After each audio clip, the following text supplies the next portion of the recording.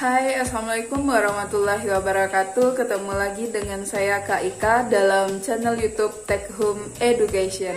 Oke, welcome back to my YouTube channel. Hari ini kakak akan membahas soal UTBK Sosiologi. Semoga para pejuang UTBK 2020 masih terus bersemangat dan juga masih terus mempersiapkan diri di tengah kondisi kita yang sedang menghadapi bahaya virus corona. Oke, sebelum kakak membahas soal sosiologi, kakak ingin membahas terlebih dahulu sedikit tentang wabah virus corona yang sedang melanda Indonesia. Kabarnya itu kan bermula dari Cina, habis itu merangsek ke artinya menyebar ke negara-negara lainnya. Negara yang terparah itu tadi kemarin kakak nonton berita itu adalah Italia dan Jerman untuk wilayah Eropa. Oke, ada beberapa hal yang dapat kita lakukan untuk mencegah wabah ini. Yang pertama, kita harus selalu mencuci tangan sebelum makan maupun setelah beraktivitas. Yang kedua, kita mematuhi anjuran pemerintah untuk melakukan social distancing. Artinya kita itu menjaga dulu jarak atau interaksi dengan keramaian. Oh no. Tiga, kita itu mencuci tangan dengan beberapa hal-hal yang dapat membunuh kuman, bukan hal-hal tapi cairan seperti misalnya hand sanitizer dan lain-lainnya. Oke, yang terpenting itu jaga pola makan, jangan sampai sakit, karena kalau sudah sakit kita nggak tahu bagaimana nanti kita panik dan kita sulit untuk melakukan penanganan dengan baik dan benar. Oke, sekarang kita langsung masuk ke pembahasan soalnya. Oke, baik, kita masuk kepada soal pertama. Hari ini kita membahas tentang sosiologi dengan submateri nilai dan norma. Nilai adalah segala sesuatu yang dianggap baik oleh masyarakat.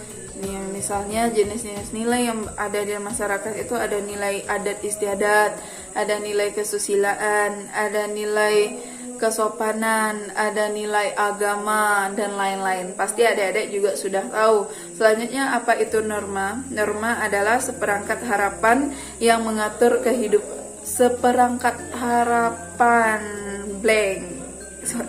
seperangkat aturan yang mengatur kehidupan bermasyarakat. Oke, langsung saja kita masuk kepada pembahasan soal yang pertama. Yang pertama itu soalnya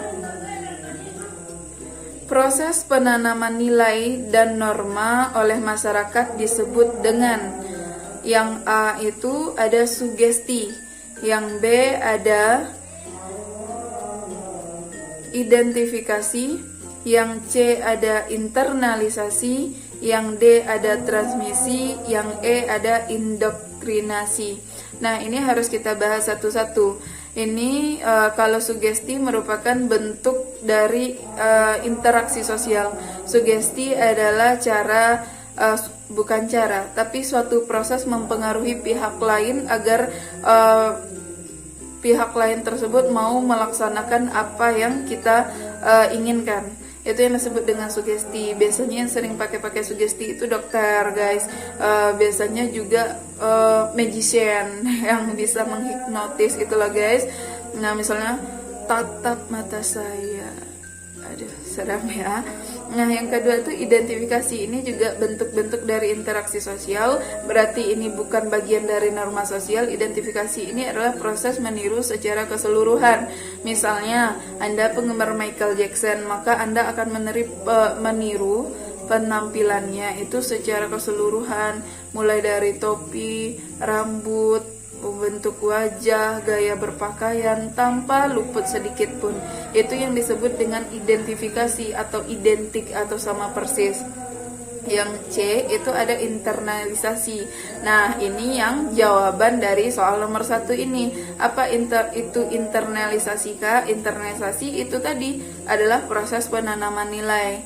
Nah, yang D ada transmisi. Apa itu transmisi? Transmisi itu perubahan. Nah, yang D itu ada indoktrinasi. Ini suatu paham yang ekstrim.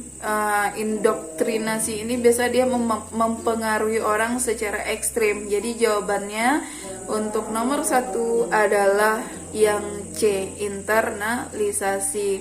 Oke, yang kedua itu nilai adalah anggapan masyarakat tentang sesuatu yang diharapkan indah dan benar. Berdasarkan definisi tersebut, maka kebenaran nilai bersifat. Nah, di sini yang A itu abstrak dan ideal, yang B itu konkret dan material, yang C itu individual dan mutlak, yang D itu ada status dan komunal, yang E ada konkret dan mutlak. Nah, kita bahas satu-satu ya. Abstrak artinya tidak tampak dengan kasat mata. Ideal artinya sempurna. Nah, kita skip dulu. Yang kedua, konkret. Konkret ini nyata. Apakah nilai itu nyata? Adik-adik lihat. Kan tidak. Berarti yang B ini udah gagal. Dan material. Material berarti punya wujud. Apakah nilai punya wujud? Enggak. Nilai adat gimana wujudnya? Nampak enggak sama adik-adik? Nah, berarti kalau tidak tampak, option B ini gugur. Yang C, individual dan mutlak. Adakah nilai yang individual dan berlaku dan tidak dapat dibantah? Nah, ini juga kurang tepat. Yang D itu status dan komunal. Kakak tidak ada hubungannya nilai dengan status. Yang E itu konkret dan mutlak lagi. Jadi bukan lagi ya, memang konkret dan mutlak. Tadi mutlak udah ada di C. Konkret, nyata, dan mutlak artinya tidak dapat dibantah. Jadi di sini yang paling tepat itu jawabannya adalah A. Nilai itu tidak dapat dilihat. Misal nilai kesusilaan, adik-adik tahu wujud nilai kesusilaan. Contohnya mungkin tahu, tapi apakah dia bisa dilihat secara nyata? Nah, di sini juga ada kata kuncinya loh.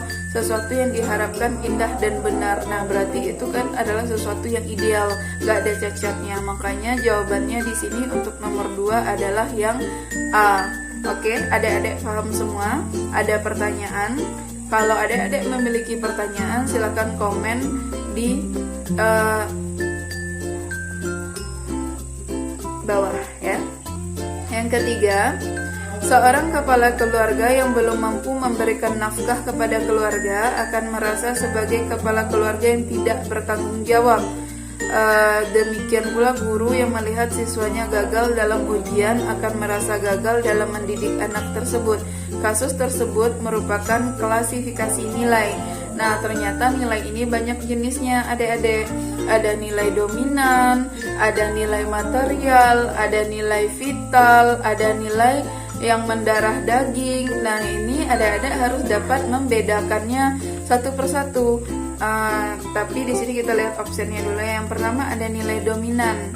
Ini artinya adalah nilai yang lebih penting, yang diutamakan, yang dianggap oleh banyak orang, yang lebih didahulukan oleh banyak orang biasanya. Yang B, nilai dominan pokoknya nilai yang lebih dipentingkan dari nilai-nilai lainnya. Misalnya itu adik-adik pasti lebih ketika ibunya sakit, adik-adik masih milih sekolah atau menemani ibunya. Nah, untuk saat itu yang dominan sama adik-adik adalah yang lebih penting atau yang lebih tunggu dulu. Dominan ini kan dia yang lebih mendominasi.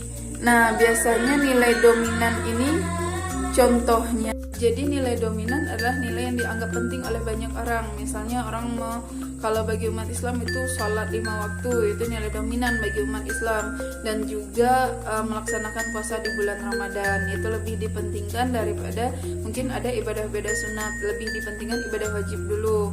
Nah, selanjutnya ada nilai yang mendarah daging. Biasanya ini kalau tidak dilaksanakan, seseorang akan merasa sedih, gagal, dan kecewa. Yang C ada antar nilai, rasanya bukan antar nilai. Yang D ada yang terselubung, artinya tidak terlihat atau tidak terlalu penting gitu. Yang E ada minoritas, rasanya juga bukan nilai minoritas. Maka di sini jawaban yang tepat itu adalah nilai yang mendarah daging. Artinya ini sudah menjadi kebiasaan.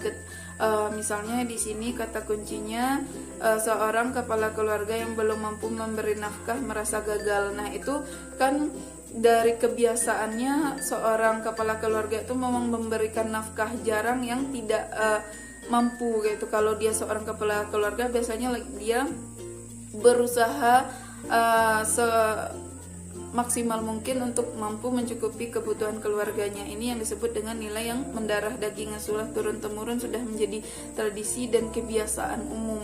Bukan kebiasaan umum, memang sudah sebegitu kewajibannya.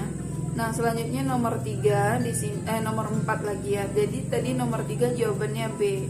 Yang nomor 4, nilai dominan adalah nilai dianggap lebih penting jika diterapkan dengan benar daripada nilai lainnya. Maka nilai yang lainnya menjadi A. Pembanding, B. Penyeimbang, C. Tetap digunakan, D. Penyangkal, atau E. Tidak dibutuhkan. Nah, di sini menurut adik-adik apa jawabannya? Nah, kalau dia ada yang dominan atau ada yang lebih dipentingkan, berarti nilai yang lain menjadi tidak dibutuhkan. Jadi jawabannya di sini yang E. Nah, nomor 5, Profesor Dr. Notonegoro membagi nilai menjadi 3, yaitu A. Nilai kerohanian, nilai material, dan nilai dominan. B. Nilai material, nilai kerohanian, dan nilai yang mendarah daging. C. Nilai dominan, nilai yang mendarah dan nilai yang mendarah daging. Yang D. Nilai material, nilai vital, dan nilai kerohanian. Atau yang E. Nilai vital, nilai dominan, dan nilai yang mendarah daging. Di sini kita buang saja yang ada material ya, bukan maksudnya yang ada dominan, yang ada yang mendarah daging itu kita buang. Berarti jawabannya di sini yang D, material, vital, dan kerohanian. Ini tidak bisa kita nalar karena ini adalah pendapat dari seorang ahli. Jadi jawabannya sudah pasti tidak bisa diganggu gugat. Nomor 6, jika seorang merasa gagal untuk masuk PTN padahal orang tuanya telah bersusah payah membiayai, maka penyesalan akan selalu membayanginya. Hal ini berkaitan dengan nilai. Nah, ini sama jawabannya dengan soal nomor 3 tadi. Determinan enggak, bukan. Internalized value. Nah, kita skip dulu yang B. Yang A tadi determinan, yang B internalized value, yang C hubungan antar nilai, bukan. Yang D nilai yang terselubung, bukan. Yang E adanya penguasaan minoritas, bukan. Nah, di sini yang paling cocok adalah internalized value atau nilai yang mendarah daging. Karena dari suatu kebiasaan pasti seorang anak itu akan ingin memberikan yang terbaik. Ketika dia gagal, itu adalah memberikan kekecewaan dan rasa marah pada dirinya. Itu yang disebut dengan nilai yang mendarah daging, gagal memberikan yang terbaik untuk orang tuanya. Karena seorang anak biasanya kalau kita lihat pasti ingin memberikan hasil yang terbaik untuk orang tuanya. Nah, kita masuk nomor 7. Pernyataan di bawah ini yang tidak menunjukkan ukuran dominan atau tidaknya suatu nilai adalah A. Kurun waktu penggunaan suatu nilai, B. Sebagai suatu usaha pemenuhan kebutuhan manusia, C. Bersumber pada unsur kehendak manusia, D. Banyaknya orang yang menganut nilai tersebut, atau yang E. Sarana untuk menghindari konflik. Nah, jawabannya di sini kalau kurun penggunaan itu masuk yang A, sebagai usaha pemenuhan kebutuhan sudah pasti, sebagai sumber untuk melaksanakan bersumber pada kehendak itu pasti, yang D banyak yang menganut nilai itu pasti. Jawabannya di sini yang tepat di sini adalah yang E, sarana untuk menghindari konflik. Ya, itu nggak terlalu penting untuk sebuah nilai dominan. Kalau nilai umum mungkin ya. Nah, soalnya kita masuk soal nomor 8 ya guys, tetap semangat kan? Oke. Nah, di bawah ini yang dimaksud dengan nilai vital adalah, nah, jadi ada nilai material, ada nilai vital, ada nilai kerohanian. Tadi menurut Profesor Dr. Notonegoro, nilai vital adalah nilai yang penting. Nilai material apakah? Nilai yang nampak sama mata kalian. Ini nilai vital. Ini ini nilai material. Ini nilai material yang kakak pakai sekarang, ini nilai material. Tapi kalau handphone atau kamera yang kakak gunakan sekarang untuk mengambil video, ini adalah nilai vital. Karena kenapa kak? Karena membantu aktivitas kakak. Kalau nggak ada kamera, video ini nggak bakal terbikin atau terbuat. Bahasanya lagi ya parah, maksudnya tidak akan selesai ya. Jadi jawabannya di sini yang dimaksud nilai vital adalah yang nomor 8 ini, dua ini yang maksud nilai vital adalah A. Segala sesuatu yang berguna bagi manusia untuk melaksanakan aktivitasnya. Yang B. Segala yang bersumber pada unsur rasa dan atau estetika manusia. Yang C itu nilai yang bersumber pada kepercayaan. Yang D. Segala sesuatu yang bersumber pada akal manusia. Atau yang E. Nilai ilmu pengetahuan. Nah, kakak sudah bilang tadi nilai vital adalah nilai yang menunjang aktivitas. Nah, jadi jawabannya di sini yang tepat adalah yang A. Segala sesuatu yang berguna bagi manusia untuk melakukan kegiatan dan aktivitasnya. Oke, mengerti adik-adik? Kalau terlalu cepat komen ya. Selanjutnya kita masuk nomor 10 ya. Nomor 10 itu nomor 9 dulu deng. Pengen cepat-cepat selesai kakaknya kayaknya ya. Menunaikan ibadah haji merupakan kewajiban umat Islam. Oleh karena itu umat Islam selalu berusaha untuk melaksanakannya. Perilaku tersebut menunjukkan nilai. Nah, A. Nilai material, itu yang nampak semuanya, yang itu meja di belakang nilai material, kamera nilai material. Nilai vital adalah nilai menunjang aktivitas. Kebenaran bukan, kebaikan bukan. Yang C kebenaran, yang D kebaikan, yang E religius. Nah, jawabannya di sini kalau ibadah haji kan berhubungan dengan agama ya. Jadi yang tepatnya itu adalah yang jawabannya yang E atau nilai religius. Nah, nomor 10. Orang yang sabar senantiasa menunjukkan perilaku dan tutur kata yang baik dan tidak mudah marah meskipun berhadapan dengan teman dan tetangga yang sering bertindak kasar. Individu tersebut berperilaku demikian karena mengedepankan nilai. A. Instrumental, itu alat-alat, biasanya alat musik yang instrumen. B. Nilai material, yang nampak, yang kita lihat semuanya. C. Nilai estetika, keindahan. Yang D. Nilai logika, atau yang C. Nilai etika. Sabar itu biasanya kita memperlakukan orang dengan baik, itu biasanya berhubungan dengan etika, atau yang E. Oke, sekian dulu pembahasan soal kita hari ini. Kita bahas 10 soal dulu. Kalau ada pertanyaan silakan komen. Kalau ternyata penjelasan kakak sangat cepat silakan komen. Kalau kakaknya kurang cantik silakan juga komen. Oke, just kidding ya. Oke, kita lanjut dengan pembahasan soal selanjutnya di next video ya. Oke.